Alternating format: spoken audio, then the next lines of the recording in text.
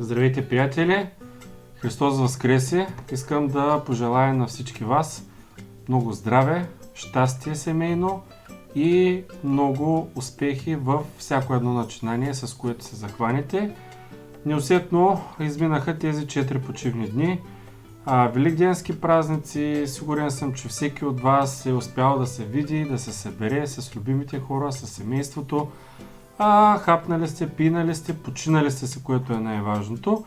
Аз използвах този момент, освен всичко друго, да прегледам своите риболовни кутии, да видя какво имам, какво нямам. И честно да ви кажа, установих, че кутиите ми са пълни с китайски разузнавачи, както ги казвам аз. Примамки, които са ефтини. В същото време обаче мога спокойно да ги използвам на нови места, които не съм изследвал до момента и без да се притеснявам дали ще ги скъсам в някой дънер, в някой камък, в някой колунак, ги хвърлям съвсем спокойно. По принцип това ми е била винаги тактиката в риболова. Първо на новите места облавям с по-непретенциозните китайски примамки и след това, опосвайки, минавам вече към доказаните бойци, както им казвам. Установих, че до голяма степен доказаните ми бойци, с които ловя вече 6-7 години, малко по малко са намалели в моите кутии, изпокъсал съм ги, затова направих се една много, така бих казал, сериозна поръчка в онлайн магазин на Слука и във вчерашния ден получих доставка.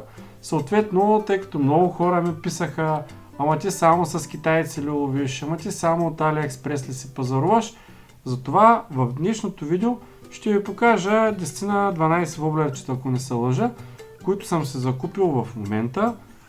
По-голямата част не са китайски, маркови са, така да ги кажем, въпреки че те всички воблери си имат някаква марка. Но всички тези примамки с изключение на една има, която не съм тествал все още. Всички останали воблерчета са ми донесли страшно много успехи и съм убеден, че такъв тип видео ще е полезно на всички вас, както начинаещи, така и малко по-напреднали в спининговият риболов, тъй като 100% ще видите нещо ново, нещо интересно или нещо старо позабравено, а защо не и някоя примамка, която най-вероятно гледате от много дълго време, но не сте били сигурни дали върши работа или не. Така че гледайте, в днешното видео ще ви покажа моите доказани бойци или по-скоро доказаните бойци, които си закупих и с които ще допълня моите кутии. Гледайте! Така, приятели, готови сме да започнем. Първо ще ви покажа нещо новичко, което за първи път си купувам. Това е едно воблерче от марката HMKL, която, доколкото виждам, е марка на Джакал. Ето тук долу е написано. Това е едно много малко, компактно воблерче, което се е кръстено Inch Crank.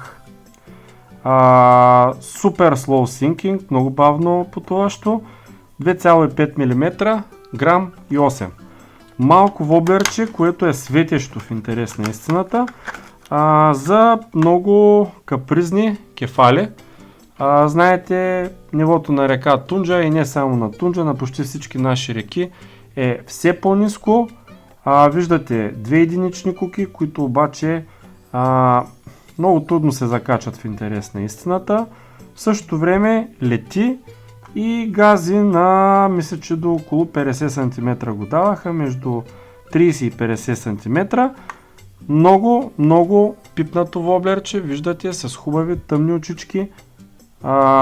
Цената му не е никак ниска, напротив, скъпо воблерче, но както ви казах, стратегията ми на риболов е такава, че на непознатите места винаги минавам първо с разузнавачите и след като съм направил 3-4 успешни каста, едва тогава минавам към тези по-скъпи примамки, но имайте предвид, че скъпите примамки в повечето случаи, поне при мен, успяват да изчоплят хубави риби. Това беше единствената примамка, която не съм пробвал до момента и ще тествам. От тук нататък продължавам с наистина доказаните ми бойци. Едно воблерче, което ми е донесло страшно много успехи, е този Funk Buck на Fox Rage. Една марка, която така държи средна хубост цени. Това воблерче е изключително успешно. Виждате, прилича на кранкче, но тялото му е с малко по-реалистична тумбеста форма. Ето го и отпреде. Изключително добра изработка, много здрави куки.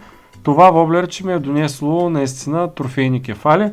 Затова като видях, че съм го скъсал и съм останал без него, това беше първия воблер, който добавих в електронната си кутия в онлайн магазин на Слука, за да успея, така да се каже, да прилъгвам пасивни риби. Друго воблерче, което също ми е донесло страшно много успехи на марката Seabuzz, това е Chubbuck. В случая, понеже имам страшно много воблери, които са за облавяне на повърхностния слой, взех си MR вариант, който гази до около 1,5 м. Ето тук е написано, не знам дали се вижда добре на камерата. 2,7 мм, 2,5 грама. Това общо взето е наистина оптималната така, пропорция за едно хубаво кефалско воблерче. Ето го, има си тракалка вътре, много добре лети воблерчето, въпреки че е малко. И виждате каква брутална изработка има. Наистина много полезно воблерче. Хапват го както дребните кефали, така и трофейните екземпляри. Продължавам с едно воблерче, което, доколкото знам, колегите ползват по-скоро за арея риболов. При мен обаче лови изключително успешно всякакъв вид кефали, малки, средни, големи. Това е Yari T Crank Up. Сега марката Yari, знаете, дълго време на пазара се говореше, че се внася от един единствен вносител. Това не е така. Онлайн магазин на Слука си внася директно тези воблерчета и в интерес на истината аз лично си ги купувам от тях. Дебна ги, когато са на промоцийка или когато са на някаква отстъпка. Този цвят специално при мен ми е донесъл страшно много успехи. Отново 2 единични куки, трудно се заплитат. Ето го 3,5 мм, 3 грама. Определено мога да кажа, че е воблер, с който можете да облавяте различни дълбочини, естествено като играете с върха на въдицата. Изключително стабилен и в течение, и в постояща вода. Воблерче, което препоръчвам на всеки от вас. Знаете, Yari е японска марка, цената му е сериозна, но е нещо наистина доказано, което работи. Показвам ви едно воблерче на Rapala. Мога да кажа, този Fat Rap е, да не кажа един от най-известните и класически воблери, но изключително така известен и успешен поне за мен воблер. Той е медиум, гази мисля, че от 1,5 м до, т.е. от 50 см до около 1,5 м. Тази натуралната разцветка ми е носила много добри успехи. Ползвам го обикновено при по-големи дълбочини и силно течение, но също много успешен воблер с умопомрачителен кастинг. Това е воблер, който работи на много голяма дистанция и на него съм хващал не само кефали, а също и распери. Така, продължавам с воблерите за кефал. Друго воблерче, което сега много хора ще се кажат, верно имаше и такива воблери. Ами, верно имаше такива воблери. Той е на марката Vidra. Моделът е Atomic Chub 2. Това е едно изключително тумбаче, изтумбено воблерче, много дебело, с много активна вибрация. Виждате с 2 тройни куки и типично за сърбите окраска. В интерес на истината, това воблерче ми вносило много успехи, имам го в най-различни цветове, но съм ги поизпокъсал. Препоръчвам го, тъй като изключително добре лети, има си тракалка, привлича рибите с своята активна вибрация и шум, който вдигат, стабилен е в течение. Като цяло много добър воблер, на, мисля, много достъпна цена. Със сигурност в пъти по-евтин от японските воблерчета, които ви показах до момента. Приятели, прекъсвам видеото съвсем накратко, надявам се, че ще ме изтърпите, само за да ви кажа, че всички тези примамки, които в момента ви показвам, са закупени от онлайн магазин на Слука. Както виждате, в онлайн магазин на Слука има страхотно разнообразие от най-различни спинингови примамки. В случая виждате, има полски примамки, сръбски примамки, японски воблери и какво ли още не. Това ми е само да ви кажа, че там можете да намерите наистина голямо разнообразие, не само от примамки, върици, макари, всичко необходимо за риболова и по-специално за спининг риболова. И не забравяйте, че промокодът ми Pavlin5 продължава да е активен, той ви дава 5% отстъпка върху всички продукти, които не са на промоционална цена, но в интерес на истината в онлайн магазин на Слука почти постоянно има някакви промоции, които са между 15-20%, стигат до 50%, така че влизайте редовно в сайта на Наслука и следете промоциите. Хайде сега да продължаваме с разпакетирането и на останалите примамки, които съм подготвил за вас. И за да не кажете, че съм си купил воблери, които стават само за кефал, последните 4 примамки, които съм си закупил, са по-скоро примамки, които стават за по-едър хищник. Започвам с едно воблерче, което е Atomic Chub Jointed. То отново е малко, отново лови страшно добре кефали. Ето го. Много прилича на българските джакота, но с някои различия. Този има още по-активна игра, още по-активна вибрация. Този воблер може да ви хване и сом, може да ви хване и щука, може да ви хване и распер. Показвам ги, пак казвам, защото са изключително успешни, много доказани воблери. Аз си мисля, че българският потребител до голяма степен позабравя тези примамки. Те си ловят достатъчно добре. Виждате, 5 см, 7 грама, от половин метър до метър и половина. Обхващат абсолютно всякакви и най-различни условия. Както плитка вода, така и по-дълбоко, както в бърза и така и в бавна вода. Наистина универсален воблер. Съветвам ви, ако сте запозабравили тези воблерчета, да се сетите за тях, да си поръчате и да ги използвате. Сега показвам убиецът на всякакъв вид едър хищник, едър кефал, едър распер, дори и мисля, че имам и сом на него и щука имам. Това е Salmo Butcher, 5 см, мога да кажа един от най-успешните воблери по река Тунджа.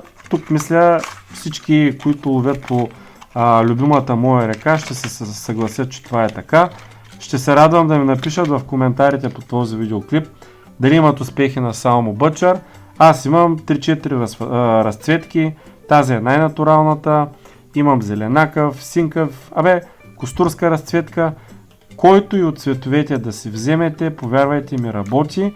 И работи най-интересното в моменти, в които рибите са пасивни и никой от другите примамки не ми дава резултат. Което е странно, защото Butcher е със сравнително големи размери, но в такива капризни моменти съм хващал и големи кефали, въпреки че това не е минало, че хващал съм и хубави распери, сом също имам на него, на затворен водоем щуките също го харесват, така че достъпна цена, виждате хубава опаковка, но и много добро изпълнение. Salmo Butcher не е за пренебрегване. И тъй като нямам търпение да дойде 1 май и да атакувам затворените водоеми за риболов на щука, взех си и едно ето такова по-голямо воблерче на марката Westin.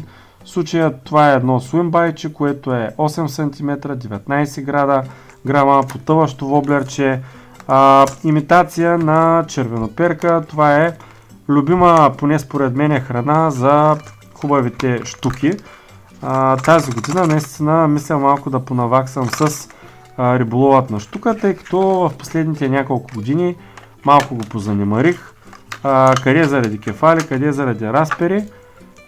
Изключително така, успешна форма, успешна разцветка, брутално здрави куки и цената му като за такъв тип примамка е много добра. Виждате, тук отпред е написано от 0,5 метра до 2 метра, абсолютно покрива ви всякакви дълбочини и всякакви условия на риболов. Брутална примамка за едри щуки. И за финал завършвам с едно воблерче, което много прилича на ето този Killer Bug, т.е. Funk Bug, който ви показах в началото, но това е по-големият му брат, а именно Hitcher, който е Ultra UV, т.е. самата примамка е с UV, вижда се добре при намалена видимост, дали рано сутрин, дали късно вечер. Изключително добре отежнена, с хубава тракалка. Отново едно джъркче, което става за твичове. Прави малко по-голяма дълбочина, потъващо е, но в интерес на истината, ако говорите активно, с дигнат връх, можете да го водите и при по-малка дълбочина. 20 грама е. Изключително подходящо за риболов на щука, както на река, така и в затворени водоеми. Виждате, брутална изработка, изключително здрави куки. Като цяло на този воблер имам 2-3 щуки в интерес на истината, но този воблер ме е спасявал от сигурни капота. Моменти, в които упорствам часове наред, нямам риба, слагам го и той ме спасява. Така че запомнете го, наистина е много добър вариант, Hitcher на Fox Rage. Това общо взето беше последният воблер, който подготвих и исках да ви покажа в днешното видео. Надявам се да ви е било полезно. Със сигурност ще направя още едно зареждане, може би в началото на месец юни, когато отново ще се постарая да ви покажа всички примамки, които си купувам, за да видите, че човек е добре да разполага както с скъпи японски примамки, така и с по-нисък клас китайски, сръбски примамки, хубаво е естествено да има и масови примамки среден клас, за да може да има разнообразие и да може да изненада рибите, а не и да изненада себе си. Пак ви казвам, минавате първо с китайците, проверявате терена, след което варите някои от доказаните бойци и убеден съм, че ще имате успех. Приятели, надявам се видеото да ви е харесало. Разгледахме, мисля, много интересни примамки, голяма част от тях предполагам, че ще са полезни на всички вас. Ако такъв тип видеа ви харесват, знаете, харесвайте видеята ми, споделяйте го в социалните мрежи и ако не сте абонати, абонирайте се за този канал. Абсолютно безплатно е, лесно е, цъкате към банката, която се намира долу в дясно на вашия екран под видеята и задължително избирате всички известия, за да получавате известия, когато качвам следващи, надявам се, все по-интересни за вас видеа. А до тогава, приятели, чао от мен и на слука!